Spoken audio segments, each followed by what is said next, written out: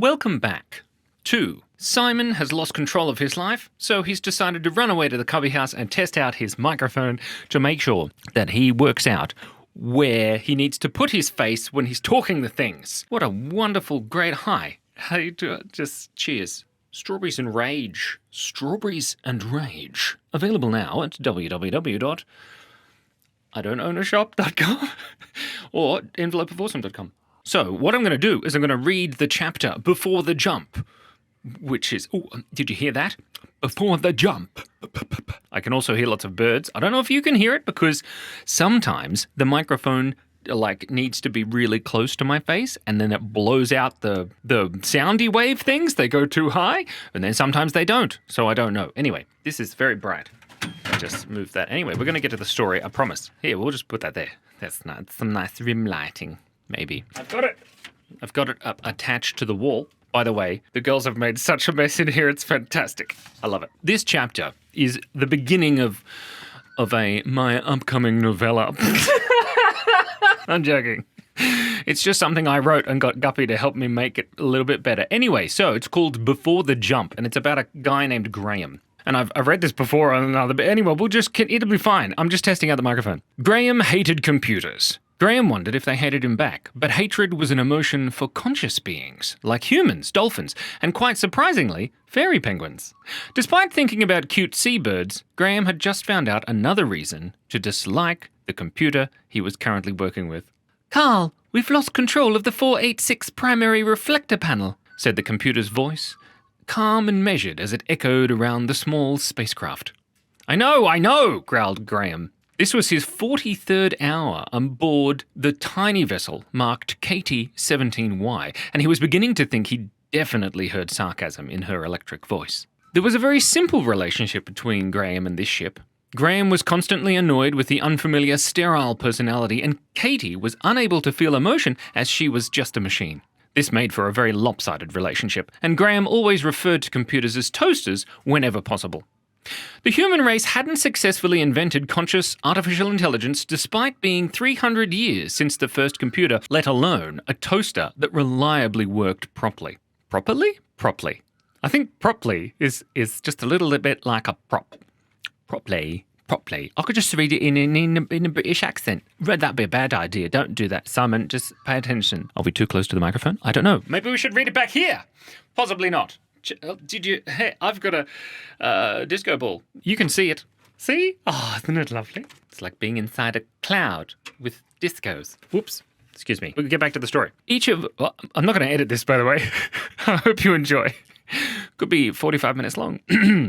Each of the AI-infused maintenance craft were customized for long-haul missions for each pilot. The reason that KT-17Y was not customized to work well with Graeme was that she was programmed for another pilot. That pilot was a technician called Carl Grunting, and his name described him very well.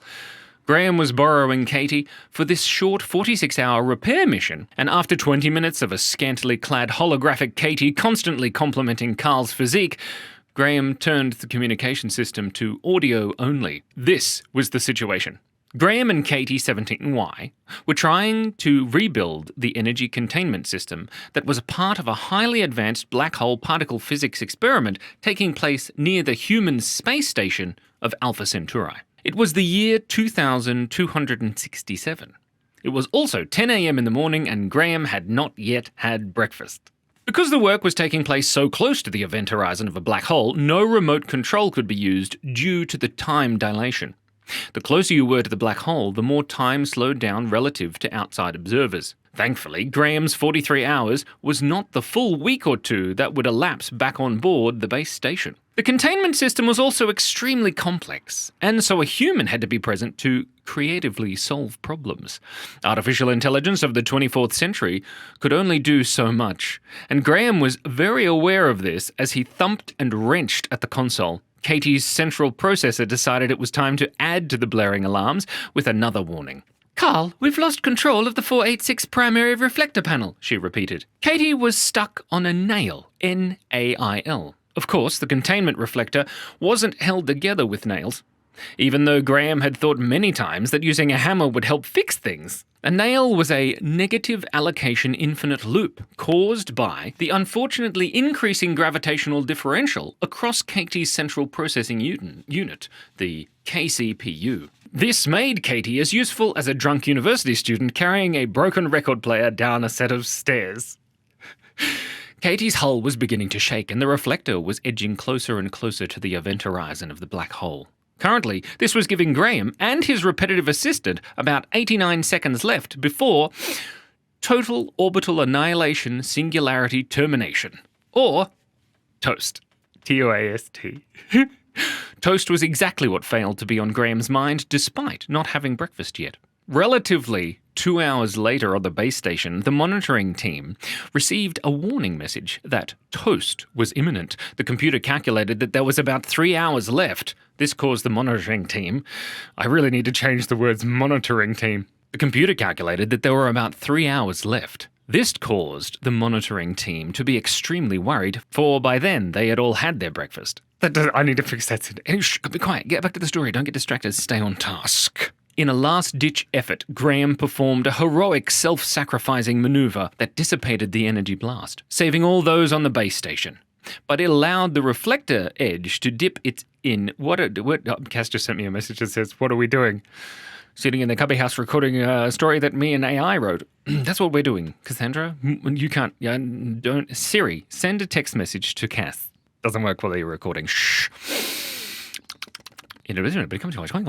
But allowed the reflector to dip its edge into the event horizon of the black hole. This had the unfortunate result of hurtling Katie's spaghettified arm around the very edge of the spinning black hole at very close to the speed of light. The big robotic arm of KT-17Y, the spaceship. This then caused Katie's hull to follow the arm that caused Graeme to tighten his seat straps. As he tugged on the nylon tabs for what he thought would be the very last time, his breakfast box fell off the wall and slammed into his head. Graeme lay limply in his chair, mimicking the flaccid, uneaten salad. Flaccid, uneaten salad. Graeme lay limply in his chair, mimicking the flaccid, uneaten... What's really hard to say? I'll get there. It'll be great. You just wait. I really want you to hear this sentence. Graeme lay limply in his chair, mimicking the flaccid, uneaten salad floating about the cabin, gently bapping into his forehead. I think bapping's the right word, don't you think? Bapping? This is the last paragraph, just so you know. The last thing the monitoring team saw about 3 hours later was the KT-17Y spacecraft, rapidly gaining velocity around the black hole and then bursting out of existence in a flash of neutrinos and gamma radiation. The space where the black hole used to be was now occupied by a single spinning reflector dish now resembling a very well-done slice of toast. The monitoring team never saw Katie or Graeme again. The last thing Graeme heard was Katie once again complimenting Carl on his large biceps. The end of that section. Anyway, there you go. That was wonderful. What a fun time. I've got an itchy wrist. I'm just scratching it. That's wonderful. Yeah, good times. Anyway, so I think that's a good test for our microphone. Cheers. Come back again soon and we'll read the rest of the story. And now we'll get to the point where Graeme smacks his head on the ceiling a lot. That's always funny. And then some, tiny aliens. Oh, that's weird. Look, if I hold the cup, it sounds like I'm inside a cup. Anyway, let's think of a dad joke. This is a bad idea because I'm not going to edit this. So we're going to think of a dad joke. And for those hanging around till the end, whoo boy, you're in for a treat. A dad joke. Think of a dad joke. Spelled relatively space-time, or just space-time relatively. Let's just go through all the words and see if we can come up with a pun to do with space-time. Which of the scientific study, what are they called? Like the things that you study? Scientific realms, scientific, research topics. Which of the, here we go. Cheers. Which of the scientific research areas, topics, let's say topic, which of the scientific research topics makes me feel the most unwell? Physics. Oh, Cass is calling me. I gotta go. Remember, be kind, be curious, and stay on.